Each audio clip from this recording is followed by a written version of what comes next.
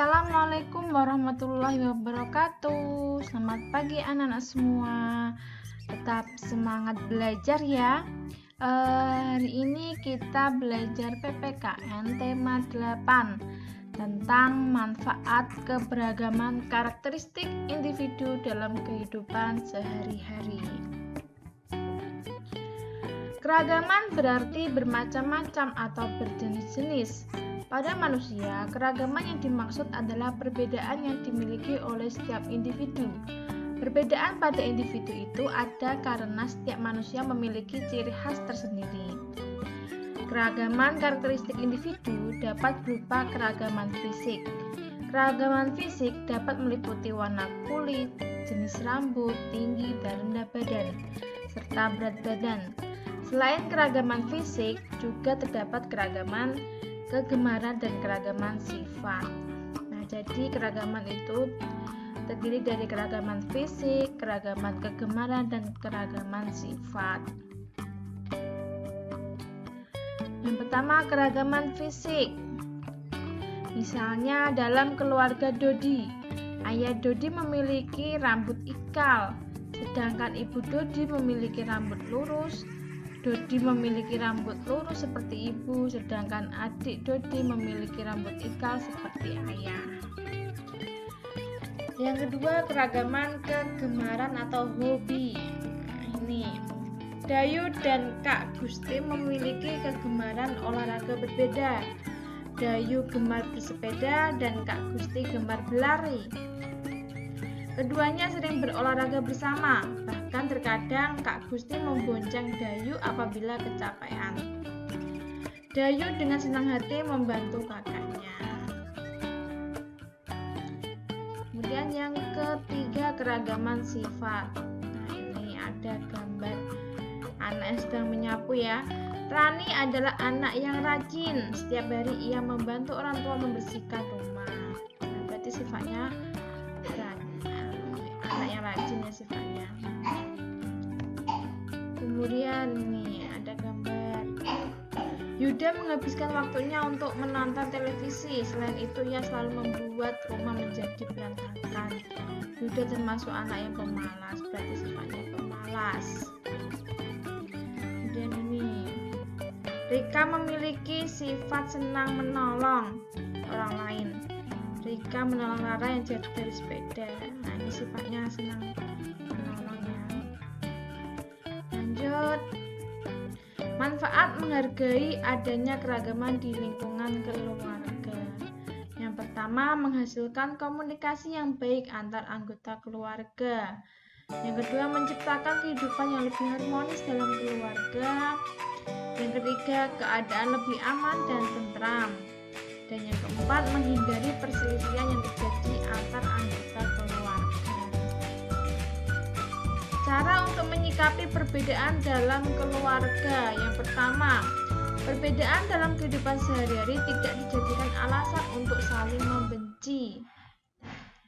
Kemudian menanamkan sifat kerendahan hati dan kesadaran sebagai makhluk sosial. Yang ketiga, menjaga persatuan dan kesatuan.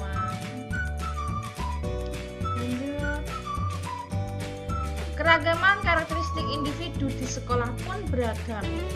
Keragaman dapat berupa keragaman fisik, sifat, dan kegemaran.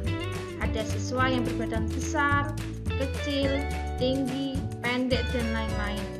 Selain itu ada siswa yang suka berolahraga, menari, menggambar, membaca, dan masih banyak lagi.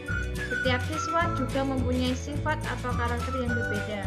Ada anak yang pemalu, pendiam, berani, dan masih banyak lagi.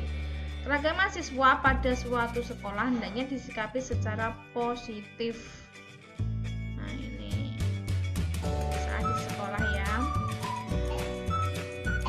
Sikap seorang pelajar dalam menghormati keragaman karakteristik di sekolah. Yang pertama, berteman dengan anak dari daerah lain tanpa memandang agama atau sukunya. Yang kedua, mau bekerja sama dengan teman berbeda agama dan suku.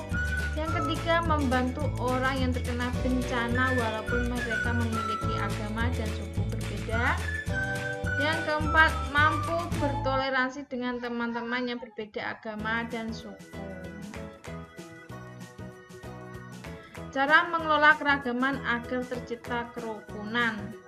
Yang pertama, toleransi dan empati.